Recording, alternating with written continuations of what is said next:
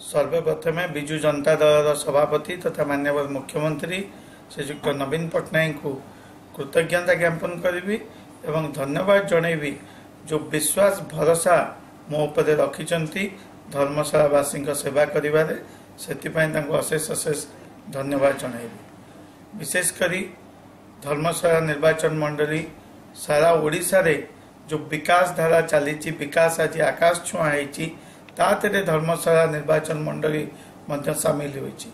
विकास कार्यक्रम जदि देखिए 2016 नवेम्बर मसरे आसी माननीय मुख्यमंत्री गोटे दिन में 268 गोटी प्रकल्प उद्घाटन शिलान्यास करते पुणी आसी 2019 फेब्रुआरी मसरे विभिन्न प्रकल्प उद्घाटन एवं शिलान्यास कार्यक्रम करिसंती। विकास क्षेत्र में आम गाँ आम विकास क्षेत्र में सारा राज्य में धर्मशाला एक नंबर हो पारी।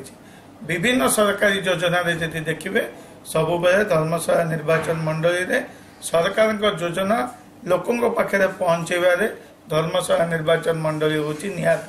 सबु कार्यक्रम रे सांगठनिक कार्यक्रम हो दलीय कार्यक्रम हो स्वेच्छाकृत कार्यक्रम हो गोटे जीवन बिंदु कार्यक्रम आम करूँ आज पर्यंत सारा राज्य में जिते गुड़े जगार धर्मशाला निर्वाचन मंडली जीवन बिंदु कार्यक्रम एक नंबर सबु बेले सबु कार्यक्रम धर्मशाला नियारा एवं से जो कार्यक्रम लोकंर जो इच्छा शक्ति लोकंर भल पाइबा लोकंर आंतरिकता ताकू पाथेय करी आगामी निर्वाचन 2019 विजु जनता दल बहु व्यवधान रे धर्मशाला विजु जनता दल जितब बोली मोर आशा और विश्वास। धर्मशाला रोथुबा भोटर उपरे धर्मशाला रोथुबा माँ माउसी गुरुजन युवबंधु वरिष्ठ समस्त निर्भर करुच्ची भोटर व्यवधान।